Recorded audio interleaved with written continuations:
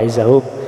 Acara selanjutnya yakni motivasi Maududul Hasanah dari Bapak Staf Khusus Presiden Bidang Toleransi Agama Bapak Miftah Habibur Rahman. Terima kasih Gus karena sekarang sudah menjadi staf khusus, jadi malu kepada beliau. Ayah Bapak Miftah Habibur Rahman niki dawuh saking Gus Kausar nih.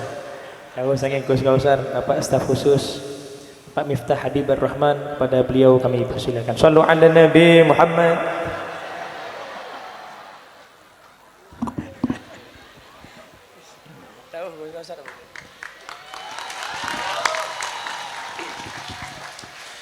Assalamualaikum warahmatullahi wabarakatuh. Alhamdulillahirabbil alamin wa kafa, salatu wassalamu ala sayyidina Muhammadinil Mustafa wa ala alihi wa sahbihi ahli sidqi wal wafa, amma ba'd. Hadratal mutaramin, para masyayikh, para kiai, wabil khusus Abah Yai Huda Jazuli yang ada di pelosok hari ini, kita doakan mudah-mudahan beliau senantiasa sehat, panjang umur, dan terus memberikan keberkahan untuk kita semuanya. Dan juga Abah Huda Junior yang hadir malam hari ini, Kiai Haji Abdurrahman Al-Kautsar.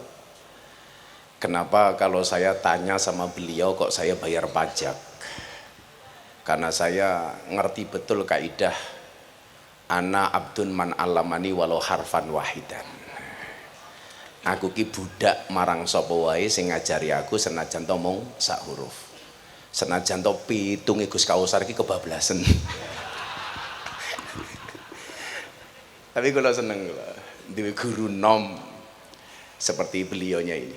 Dan juga Gus Fahim yang tidak pernah menyedekahkan ilmunya tapi juga pajaknya jalan terus. Karena begitu saya transfer Gus Kausar, Gus Fahim protes, kok aku durung. Dan juga kalau Gus Kausar, Gus Fahim ini kiai macak. Nah, kalau Gus Peyek itu macak kiai. Jadi beda, kiai macak karo macak kiai itu beda.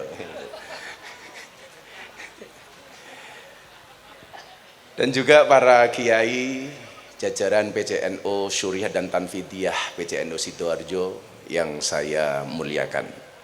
Sapa wae? Tulisanmu kok elek banget toh? Tulisannya panitia. Oh, tulisannya panitia.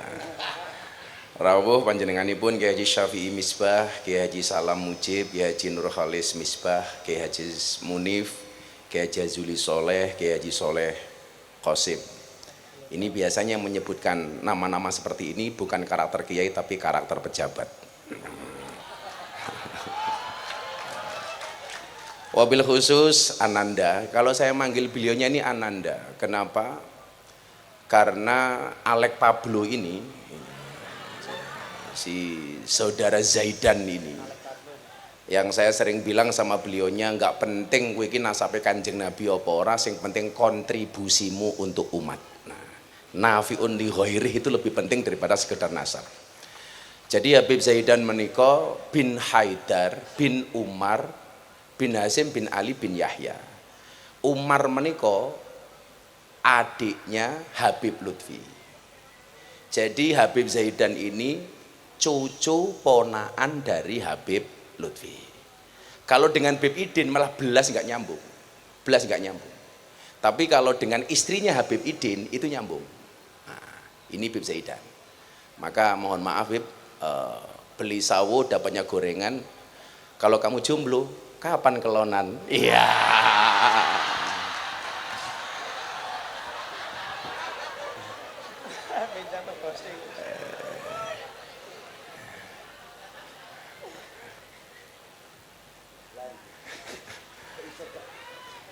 Belas Gus. Oke.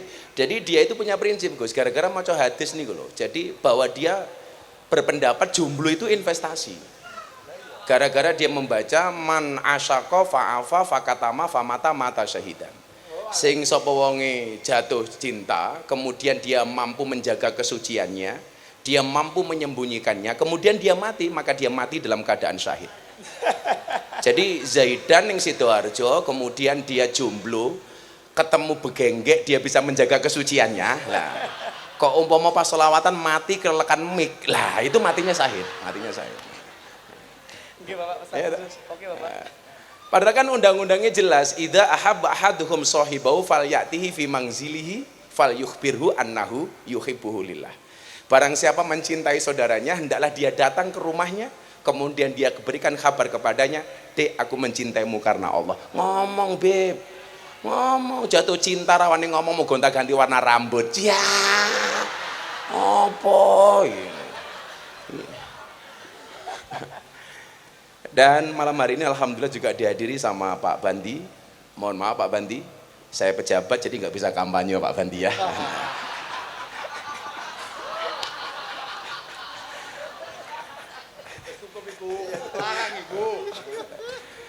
Bapak Ibu warga masyarakat Sidoarjo yang saya muliakan.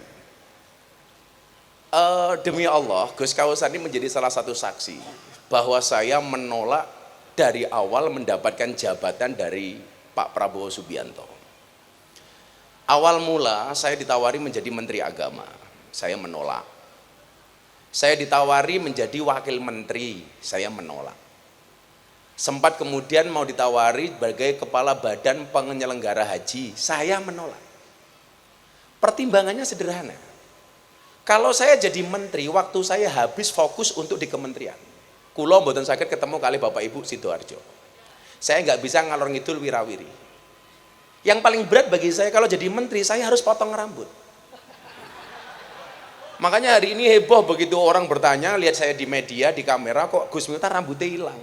Menggandekan rambut hanya untuk sebuah jabatan. Wah, saya ini tak prank kowe, Cuk. Muncul meneh gitu. Jadi pas saya dipanggil ke Kertanegara waktu itu pakai batik, rambut saya kuncrit, rapi. Pak Prabowo itu nyalami saya pangkling. Gus, rambutnya mana? Aman be, aman. Nah, jadi kalau kemudian saya membantu Pak Prabowo itu dianggap ambisi pengen mendapatkan jabatan, Anda salah. 100% itu salah. Justru orang yang sangat mensupport saya untuk menerima posisi apapun dari pemerintah, salah satunya ya Gus Kausar.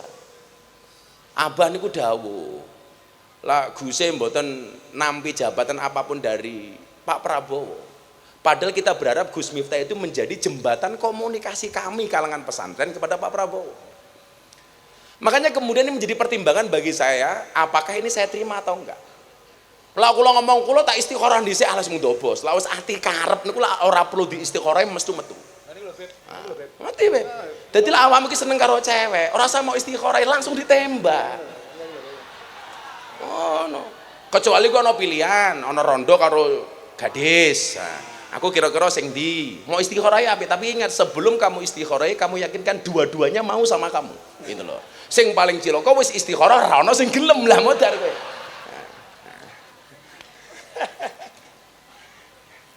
Mana kan dulu Abah pernah bilang toh, jika sholat hajatku tidak mampu menaklukkan hatimu, izinkan kulantunkan 4 kali takbir untuk mensolatkan jenazahmu. Wah, ngono bro.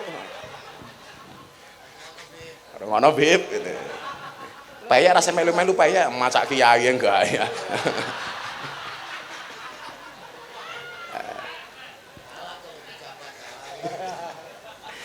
Memang dalam kapasitas ini sebagaimana tadi disampaikan Gus Kausar, santri itu serba repot. Begitu anak di pondok ning ploso umpamane, yang pondok masyhur lah. Yang saya itu dulu begitu glamor blereng delok ploso itu. Mau sowan aja enggak berani. Padahal saya ini muhibinnya Abah Yehuda Jazuli. Hampir semua masyayikh ploso itu saya idolakan. Apalagi kedekatan saya dengan Yaidin umpamanya Yai Zainuddin Jazuli. Satu-satunya sarung yang diincer sama Gus Kausar malah dikasih saya. Yaidin. Begitu beliau Covid di rumah sakit pun masih sempat telepon saya. Jadi santri itu tidak mudah. Anak kok mondok, orang tua atau orang yang sentimen dengan pesan akan mengatakan, mulai mondok karep mangan nopo. Begitu santri dadi wong sugih, wong cerewet, ternyata enggak zuhud. cinta dengan dunia. Begitu santri jadi pejabat, menjual ilmunya demi sebuah jabatan. Wongnya ya teko sing ngomong ngono kuwi. Ciri-cirinya jilbabnya coklat, Pak. Gitu loh. Oke. Soalnya sing jilbabnya ireng luwih parah Gus. Begitu santri jadi pejabat, menjual ilmunya untuk sebuah jabatan. Tapi begitu benar santri itu kere, dia akan mengatakan apa? Tuh kan gue bilang apa? Dari santri so nguntal opo. Makanya dari awal saya kemudian berprinsip, satu makalah yang paling saya pegang dalam hal itu adalah dawe Ibnu Athaillah As-Sakandari. Beliau mengatakan apa? Ajhalun nas man taraka yaqina ma ing dauli dzanni ma ing danas. Segoblok-gobloknya orang itu adalah ketika dia meninggalkan keyakinannya, meninggalkan pendiriannya demi mengikuti pandangan orang lain. Kayak umpamane Gus Kausar takon kalian jenengan, miftahnya dadi pejabat, penurunan atau peningkatan. Begitu jenengan ngomong penurunan, kula menjadi ragu jadi pejabat. Kuwi menungso sing paling goblok. Taraka yakina ma ing dauli dzanni ma ing danas. Meninggalkan keyakinannya demi mengikuti pandangan dan pendapat orang lain. Oh, saya nggak mau, Bu. Makanya dulu awal-awal saya niku kancan kali Gus Kausar, konco-konco Gus-Gus teng Yogya niki ngomong ngaten. Miftah ki sok sepadan karo Kausar. Ilmune ra sepira gaul karo Gus-Gus gede. Coba, ini sering kula aturke. Coba wong Sidoarjo mang jawab. Hewan yang paling besar di hutan itu jenenge apa, Bu? Gajah. Babi goblok, gajah goblok, babi gitu. Malah celeng gitu.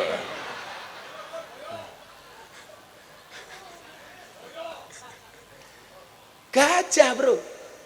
Gajah itu badannya besar, belalainya panjang. Tetapi takdir gajah yang badannya besar, belalainya panjang tidak bisa menjadikan gajah menjadi raja hutan. Walaupun badannya besar, belalainya panjang, ora iso. Dan gajah itu banyak mempunyai sifat nggak pede. Buktinya apa? Saya itu di Lampung punya pelatih gajah. Dia tidak pernah melihat kapan gajah itu bersetubuh. Kelon nggak pernah tahu.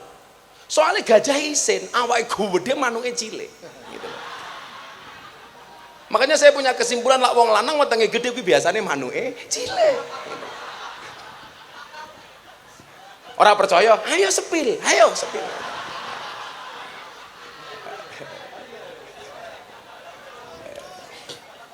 Gajah itu tidak mampu menjadi raja hutan, walaupun dia dianugerahi oleh Allah badan yang besar.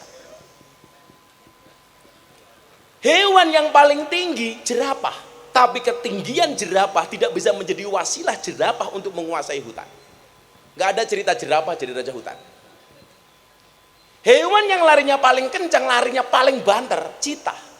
Tapi ternyata kelebihan citah lari sekencang mungkin tidak bisa menjadikan dia menjadi raja hutan. Justru yang menjelma menjadi raja hutan itu bukan gajah, bukan jerapah, bukan citah, tetapi apa oleh singa. Pertanyaannya kenapa? Kok singa? Padahal singa itu badannya lebih kecil dibandingkan gajah, dia lebih pendek dibandingkan jerapah, dia larinya tidak lebih kencang dibandingkan citah. Tapi kenapa raja hutan justru singa? Jawabannya sederhana, Bro, mentalitas. Singa itu, Pak, setiap kali melihat gajah yang dilihat makanan. Semakin besar gajah dilihatnya, semakin besar stok makanan yang dimilikinya. Di situ mentalitas singa. Singa mampu mereduksi gajah hanya sebatas makan siang. Ini soal mentalitas. Begitu saya melihat Gus besar kayak Gus Kausar, mentalitas saya apa? Saya tidak harus takut dengan Gus Kausar, tapi bagaimana kemudian saya bisa dekat dengan Gus Kausar supaya saya mendapat ilmu dari Gus Kausar? Itu mentalitas. Faktanya hari ini banyak santri yang tidak mau ngaku goblok. Isen nak diarani bodoh, jaluke diarani alim. Padahal kalau saya mohon maaf diarani goblok itu jangan membuat kita kemudian underestimate. Pelaku bangga, Miftah goblok. Loh, santai, gobloknya viral, kowe pinter cangkemmu ra viral. Kayak pas saya ceramah di gereja itu. Salah satu yang telepon saya waktu itu Gus Kausar. Orang bilang apa? Miftah goblok, ceramah di gereja. Lah aku ya santai Pak Bandi. Gobloknya payu, ngalem cangkem ora payu aku. Repot amat. Oh, saya gue ngomong meneh. Dasar Miftah goblok. Gobloknya utusan khusus presiden. Ada Mas Hendi lagi. Jadi ini mentalitas. Makanya santri kalau mutakhorijin dari peloso nggak ada yang meragukan, la syakkafilah, mesti ngalim lah. Tapi yang perlu kita ingat adalah kesuksesan itu 80% mentalitas, 20% kecerdasan. Makanya banyak orang cerdas tapi dia nggak sukses karena nggak punya mentalitas, Pak. Kayak wow Gus Kausar dawuh. Sekian tahun yang lalu sing saged nampa kula namung begengge ikhfa, Pak, begengge. Ono ikhfa barang, Gus. Olah soal begengge harus ikhfa, tapi kalau doa sapu jagat harus idhar. Harus idhar, Pak. Robbana atina fid dunya. Itu harusnya kan bacanya bukan idhar ya. Tapi harusnya napa niku? Idgham niku fid dunya. Tapi ternyata ulama-ulama kita mengajarkan fid dunya itu harus dibaca idhar bukan idgham. Kenapa? Karena urusan dunia itu harus jelas. Fid dunya. Jadilah ngundang Gus Kausar amplopnya kudu jelas. Fid dunya idhar. Orang kok ngundang kiai saikhlase begitu peyek disangoni, aduh. Orang kebelet ngising. Ngapunten kula badhe teng toilet. Tak pikir ngising Pak Bandi, ternyata nginceng ngisi amplop gitu. Halah mung sakmene to. Kuwi jenenge idgham fi dunya. Benar. Oke, urusan dunia itu kudu fi dunya, kudu idhar. Nah, maka ngapunten nggih. Ketika orang itu mengatakan itu masalah, saat itu kula niku ora tau ngaji napa. Wong kula niku mbiyen ngaji ngimriti niku mawon namung pembukaan tok. Mergo kiai kula mboten ngajari kula. Apa meneh kok alfiyah. Tapi kemudian saya orang yang progres yang tidak pernah mau berhenti belajar. Sing mau didhawuhke Gus Kausar. Begitu saya baca wal ismu minhu mu'rabun wa mabniun. Santri itu harus mu'rab, enggak boleh mabni. Santri itu harus dinamis, nggak statis. Santri itu harus menjadi trendsetter, bukan hanya menjadi follower. Santri itu harus menjadi problem solver, bukan troublemaker. Maka kemudian ketika orang lain melihat begengge itu masalah, bagi saya peluang. Karena apa? Kulla syai'in idza kasura rakhusa ilal adab. Segala sesuatu kalau jumlahnya banyak pasti murah kecuali adab. Jadi kalau kita pengen mahal gampang, jadilah orang yang beradab tinggi atau jadilah orang yang sedikit. Karena barang itu kalau sedikit pasti langka, kalau langka itu pasti antik, kalau antik harganya mahal. Kiai ini oke. Tapi sing ngurusi begengge jarang. Sinten Bu? Gus Miftah, berarti Gus Miftah kiai? Kok kiai begengge? Kiai larang goblok. Kok kiai begengge iki lho?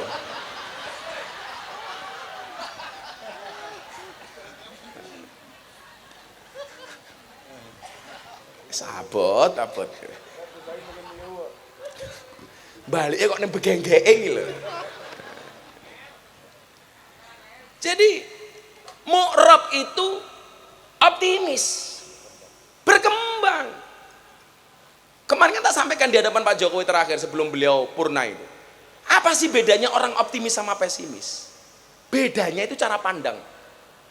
Orang optimis itu melihat peluang dalam masalah, sementara orang pesimis melihat masalah dalam peluang.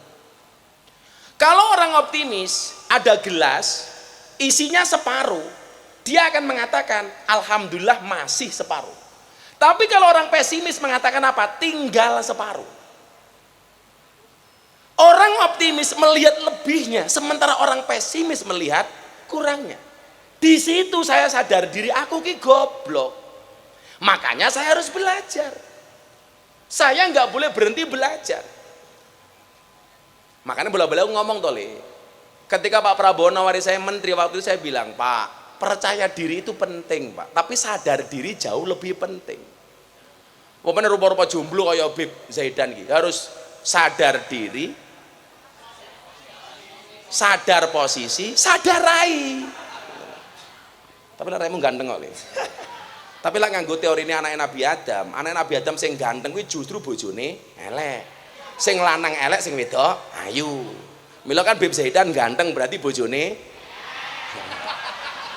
nyamuk.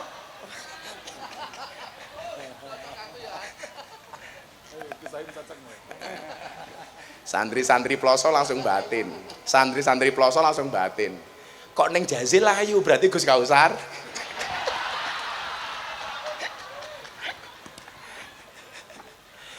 Insyaallah.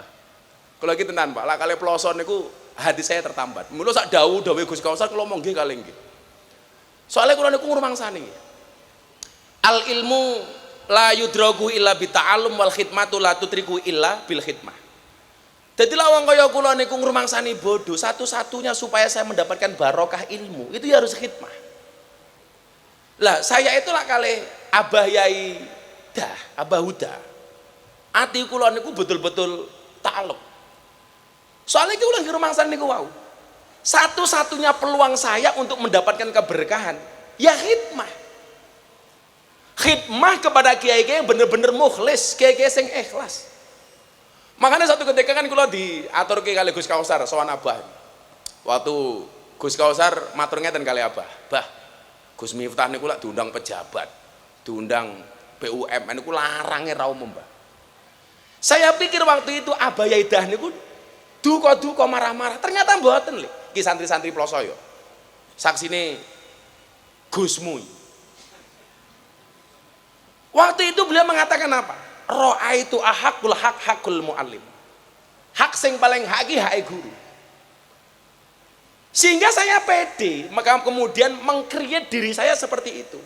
Awal mulanya ngeten Pak Bandi. Kula niku diundang oleh pejabat, pengusaha batu bara, kali penyanyi dangdut yang lagi tren waktu itu. Kula kon ngaji 1 jam, penyanyi dangdut nyanyi 4 lagu.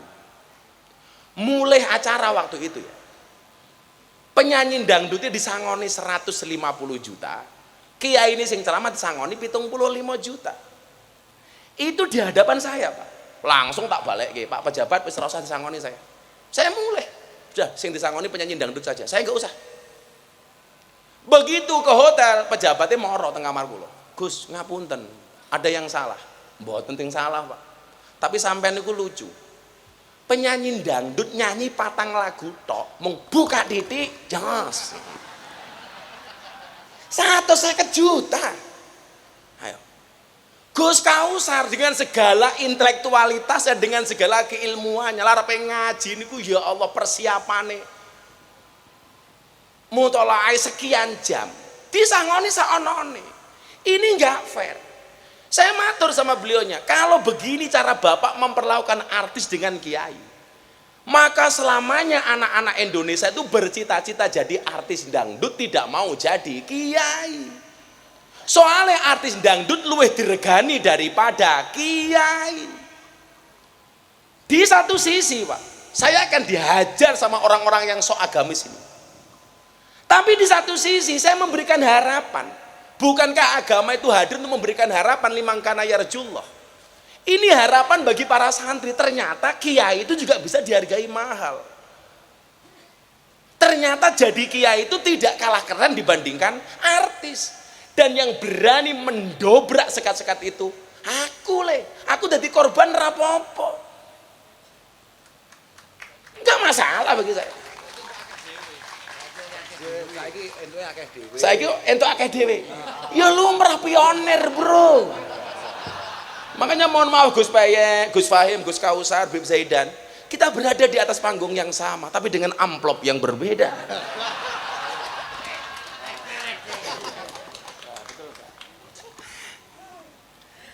Limangkana yarjullah. Jadi ibu-ibu kemudian hari ini bisa ketika memprovokasi anaknya untuk mondok, Anda punya role model. Wih, dadi kiai iki keren ya, dari santri keren, contoh sapa? Gus Kausar. Dadi santri iki keren, contoh sapa? Habib Zaidan. Ini kan punya harapan, Pak. Bola bali kula niku matur, kita selalu saja mengidolakan Imam Abil Hasan Asyadzili. Problemnya di kalangan NU, ketika melihat seorang Abil Hasan Asyadzili yang dilihat tasawufnya bukan kayanya, kita nggak fair. Kudune lah ingin mengidolakan Sadziliyah, yang kamu lihat tidak hanya bab sufi ini tapi bab sugiye. Kiai-kiai NU itu mengidolakan Abil Hasan Asyadzili sing didelok tasawufe ora sugiye. Makanya kemarin saya ketemu pengacara top di Jakarta Sunan Kalijaga, saya matur apa? Awakmu ngerti lah bedone kiai karo pengacara? Nopo Gus? Kalau pengacara itu masalah jadi duit. Kalau kiai duit jadi masalah, Pak. Duit jadi masalah itu. Engko begitu kancane Gus Kausar tuku mobil anyar, wis tibane mung hasud. Kok kayak mobil anyar aku durung. Sementara mindsetnya ini tidak dirubah. Maka ketika kemudian awal mula saya masuk ke kalangan para artis dan selebritis waktu itu, di saat gempuran ustadz-ustadz sebelah, kalau saya aja ngomong rodok keras, mboten asal Gus, karena bidang saya kerukunan beragama.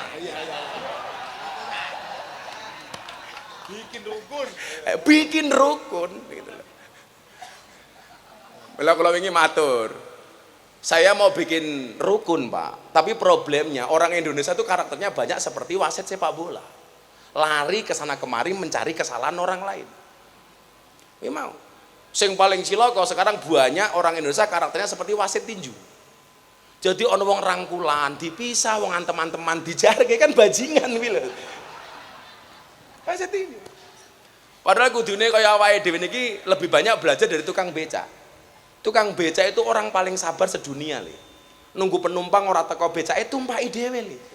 Sabar dia. Aku tahu dulu tukang beca itu abrak mobil diar becake rusak orang nesu Pak Bandi, malah nyanyi matane matane matane.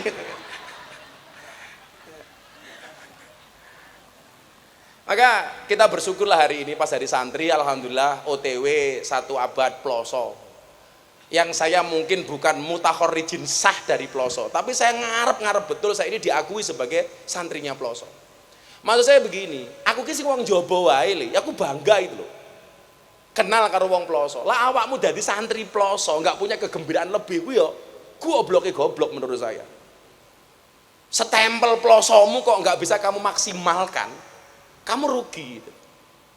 Kamu rugi. Maka dalam konteks kemudian kebangsaan, santri itu kan menurut Kiai Tolhah Mansur itu satu dia bersifat etos religius, kemudian yang kedua egaliter, dan yang ketiga adalah etos populis. Etos religius beragama Pak. Lah pondok pesantren gak ada religiusitasnya berarti gak ada bedanya dengan asrama. Santri pesantren egaliter terbuka. Makanya cuma jenengan lihat di TikTok Gus Kausar, Basul Masail bisa dihabisi sama santrinya sendiri karena egaliter dan gak marah. Walaupun kadang-kadang santri itu kalau punya kesempatan ngajar guru nih, sak geleme dhewe. Pokoknya wis ora mung salat ada biadab pokoknya gitu. Tapi ini bentuk pesantren itu egaliter. Dan yang ketiga etos populis. Apa bedane sarjana karo santri? Sarjana itu semakin tinggi gelarnya akan semakin jauh dengan rakyat. Sementara santri semakin tinggi pendidikannya dia di Ma'had Hali akan semakin dekat dengan masyarakatnya. Makanya dalam konteks ini awake dia bangga dari santri. Kalau kemudian kaitannya dengan sila ketuhanan yang Maha Esa, iki bidangku. Karena soal kerukunan. Kalau kaitannya dengan Pancasila sila pertama, apa Beb? Sila pertama orang apa antem lho kowe. Ketuhanan yang Maha Esa. Nah, ketuhanan yang Maha Esa. Sana sepedanya diambil nih.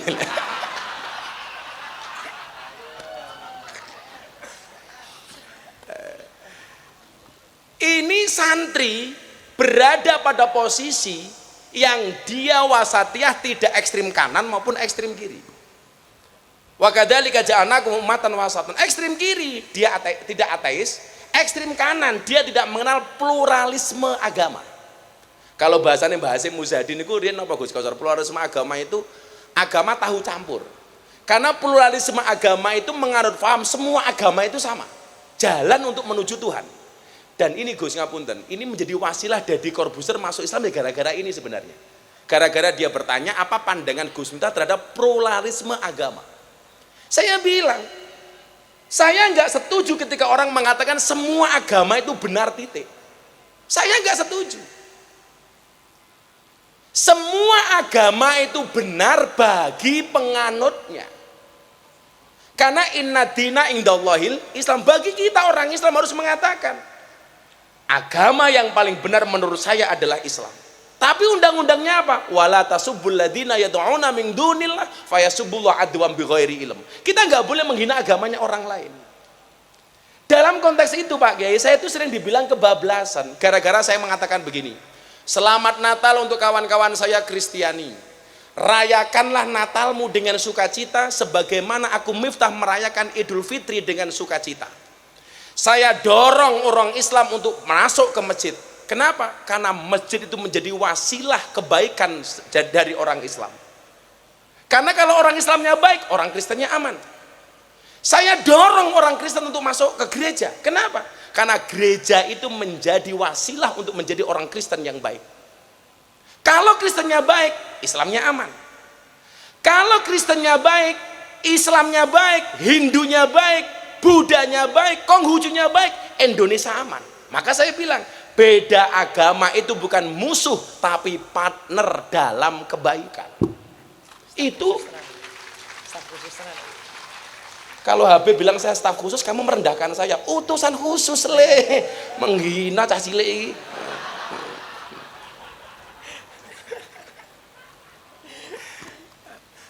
Nah, dalam konteks sila ini, santri ini Gus Kausar, yo ngerti banget bahwa kita itu orang yang wasatiyah, tidak ekstrim kanan, tidak ekstrim kiri. Ekstrim kiri berarti dia ateis, ekstrim kanan berarti dia pluralisme agama. Loncat kemudian umpamanya dalam sila keempat, kerakyatan yang dipimpin oleh hikmat kebijaksanaan dalam permusyawaratan perwakilan. ya rasa nangis ngono kuwi to. Jomblo nangis. Dalam konteks itu, dalam konteks demokrasi, santri bisa menjadi apapun. Makanya boleh santri menjadi bupati umpamanya. Oleh di. Boleh. Santri bisa menjadi gubernur. Santri bisa menjadi wakil presiden kayak Kiai Ma'ruf. Santri bisa menjadi presiden kayak Gus Dur. Santri bisa jadi menteri kayak Menko kayak Caimin hari ini. Boleh. Santri bisa menjadi pengusaha, boleh. Santri bisa menjadi utusan khusus, boleh. Iya.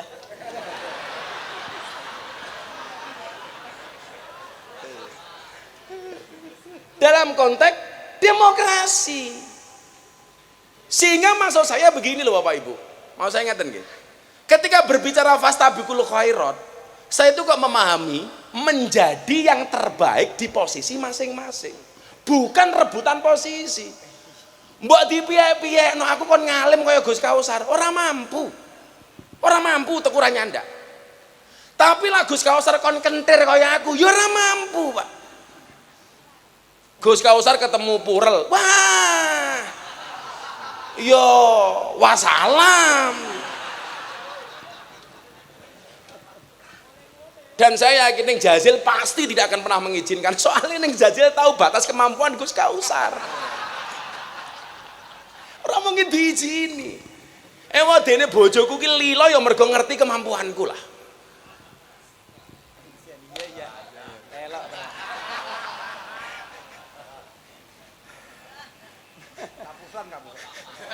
Lah Gus Kausar ki tetep piye-piye ra bakal neko-neko, Pak. Karena beliau tuh punya prinsip. Lelaki yang hebat itu pasti berangkat dari doa seorang istri. Kuwi bojone siji Gus Kausar hebat.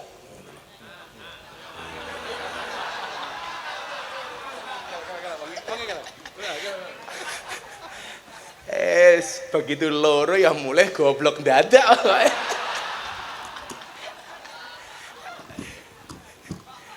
Makanya saya itu sebenarnya berat kalau istri saya itu harus berinteraksi dengan Neng Jazil itu saya berat. Mereka masih sendiri-sendiri saja Pak, sudah menakutkan Pak. Apalagi kalau bersekutu Gus, lah modar. Wis. Entek awake dhewe Gus. Wong wedoke dilawan. Tapi memang ada penelitian yang istimewa Gus. Saya itu mendapat penelitian begini ya. 75% istri itu tidak suka dengan teman laki-laki suami. Jadilah sing lanang nampa tamu, sapa meneh kuwi gitu. Jadi 75% istri tidak suka dengan teman laki-laki suami. Tapi sebaliknya, 75% laki-laki senang dengan teman perempuan istri. Lah itu loh. Ah, guys. Sapa kancamu? Anak kan lebur apa-apa ngono kuwi lho, guys.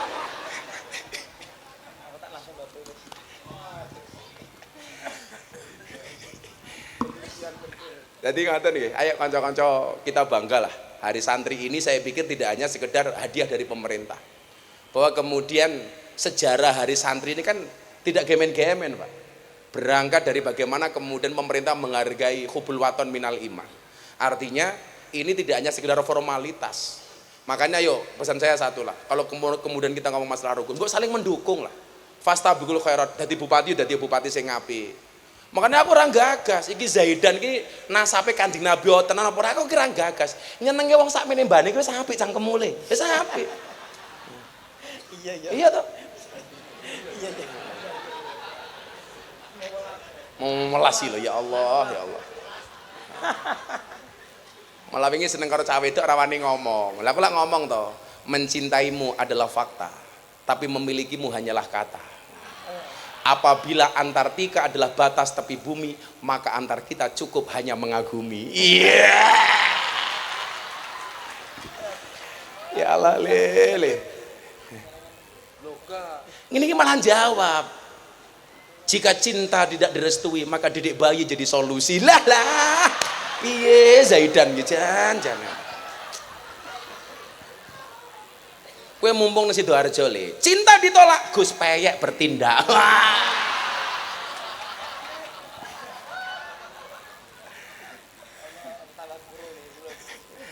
Wis tak tungake muga-muga. Kowe iki mau sowan ngene Gus Kausar rampung, arep golek santri sing model apa ngene Gus Kausar.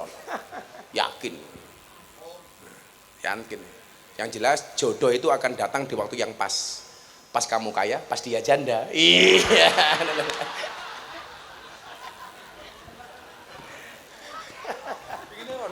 Pengen rondo. Soalnya ala rondo niku jan ibarat numpak jaran ora perlu diajari melayu dhewe lah kira-kira. Oh tenan ya, kowe lak ora biro rondo le, enggak ada malam pertama le. Adanya malam terusan. Wis tahu. Makanya saya Pak Bandi, Gus Kausar, Gus Faim itu paling seneng kalau landing di Bandara Surabaya. Karena bandara Juanda. Bila ingatan ya, satu hal kemudian yang untuk kita hati-hati supaya kita lebih rukun lah. Imam Abu Fudal itu kan mengatakan begini, yaji'u fi akhir zaman aqwamun yakununa ikhwanal alaniya wa ada asarira. Ini dalam berteman ini betul-betul saya pegang konsep itu guys. Akan datang di akhir zaman sebuah kaum yang di depan kita dia mengatakan dia teman kita, tapi di belakang kita dia menjelek-jelekkan kita. Wis enggak ada rukun jane kuwi. Aslinya itu. Jadi kalau di depan kita, bahasanya top aja Pak. Menyala abangku, respect abangku, ilmu padi abangku. Saya kita tambahin ilmu telek abangku. Telek iki sakti Gus, telek iki sakti. Buktinya apa ora ana wong wani ngidak telek. Makanya ketika Gus sapa mbiyen sing ngelek dasar Miftah Gus telek mbiyen sapa? Gus Nur kayak. Dasar Miftah Gus telek, aku ngomong ora apa-apa telek iki sakti. Buktine ra ono wong ngidak telek. Apanya? Itu biyen. Nah, sekarang kan enggak boleh, wong orangnya juga di dalam ngapain juga gitu loh. Dan telek iki sakti, Beb. Kok kowe wani ngidak telek, mesti dingklang, Beb. Aduh telek. Tapi lucunya Pak Bandi ngerti telek malah diambung. Telek apa ya? Goblok.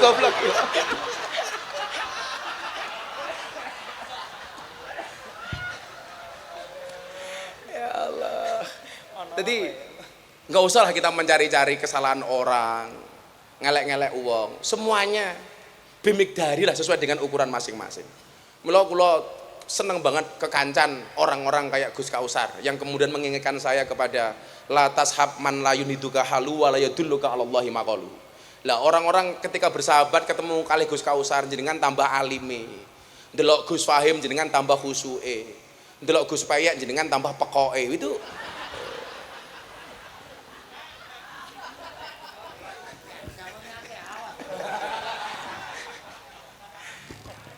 Kita doakan semudah-mudahan di pemerintah Pak Prabowo benar tadi Pak Gus Kausar ngendikake bilih begitu banyak peluang yang diberikan kepada para santri.